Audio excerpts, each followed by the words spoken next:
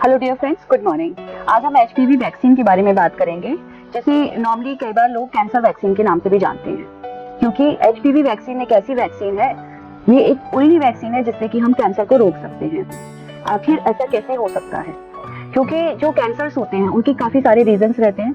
Normally जो cancers होते हैं वो कोई ऑन्कोजेनिक फैक्टर रहता है, जिसकी वजह से हमारे बॉडी का कोई सेल जिसकी ग्रोथ एक नॉर्मल कंट्रोल वे में होती है वो आउट ऑफ कंट्रोल हो जाती है। ये ऑन्कोजेनिक कैंसरोजेनिक मटेरियल्स हैं, ये कुछ भी हो सकते हैं। कई बार ये कोई खाने की चीज में हो सकती है, या जो हमारे एनवायरनमेंट में जो गैस होती है, जो केमिकल्स होते हैं वो भी हो सकते हैं। रासायनिक पदार्थ जो केमिकल्स फैक्ट्री से निकलते हैं वो भी हो सकते हैं, या कुछ जेनेटिक कॉज रहते हैं कई बार, जिसकी वजह से किसी को कैंसर ज्यादा होते हैं। और इसका एक रीजन वायरस भी होता है।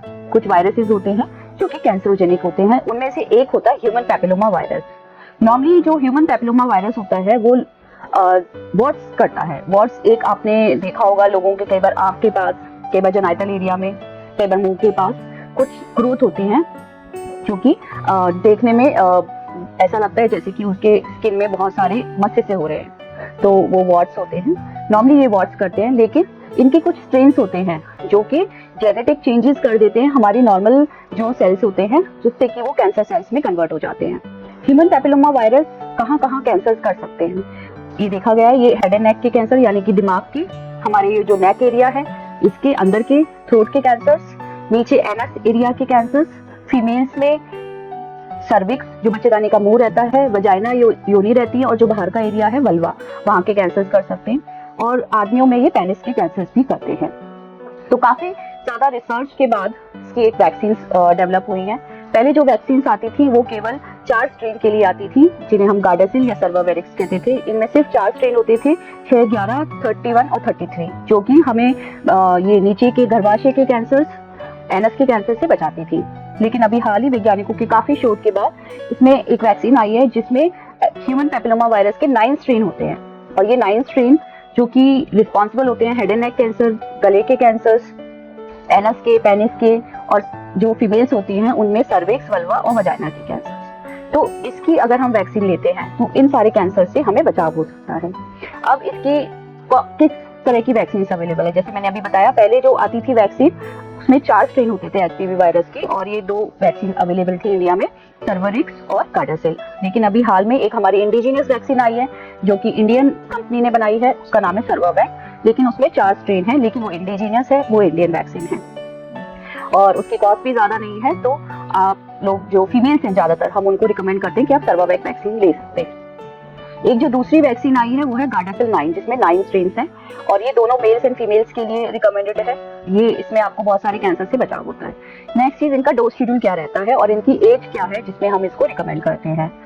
इसकी जो एज है गार्डासिल 9 की, फीमेल्स में 9 to 26 ईयर्स है, और जो बॉयज हैं उनके लिए ये 9 to 15 ईयर्स में रिकमेंडेड है।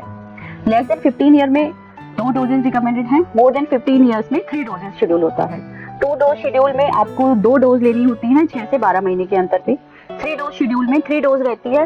पहली डोज ली आपने, उसको 0 मंथ काउंट करते हैं, उसके 2 महीने बाद सेकेंड डोज लगती है, और फर्स्ट डोज के 6 मंथ बाद थर्ड डोज लगती है। तो इस तरह से इसका डोज शेड्यूल होता है।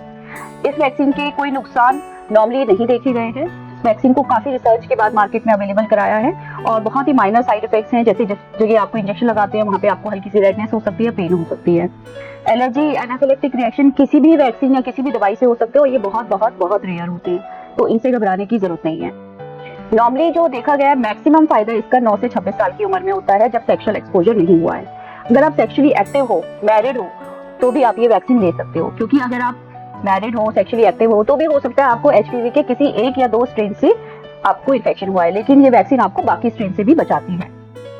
अगर इस वैक्सीन के साथ आपने ले ली तो क्या आप 100% कैंसर से सेफ हो? जी नहीं, आपको फिर भी चांसेस रहते हैं कि आपको कैंसर हो सकता है। तो इसके लिए आपको रेगुलर स्क्रीनिंग भी करानी चाहिए। खासकर जो फीमेल्स होती हैं उनमें एक पैप स्मीयर टेस्ट होता है, जिसे 3 साल के अंतराल पे किया जाता है। तो अगर आप पैप स्मीयर रेगुलर कराती हैं और ये वैक्सीन लेती हैं तो आपको 99% कैंसर से बचने की संभावनाएं हैं।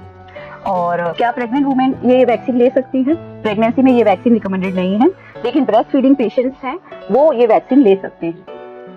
इस वैक्सीन के साथ आप दूसरी वैक्सीन अभी ना कंबाइन करें। जब आप ये वैक्सीन ले रहे हैं तो उस वक्त आप कोई दूसरी वैक्सीन ना लीजिए। अगर आपको कोई डिजीज है, सपोज आप बहुत ज्यादा बीमार हो या फीवर है या कोल्ड है काफी, उसका कोई भी वैक्सीन लेने से बचना चाहिए। आई होप आपको वैक्सीन के बारे में ये जानकारी अच्छी लगी होगी। अगर आपको कोई और भी डाउट्स है वैक्सीन को लेके, कोई भी कंफ्यूजन है, तो आप हमें कमेंट बॉक्स में लिख पूछ सकते। Thank you so much.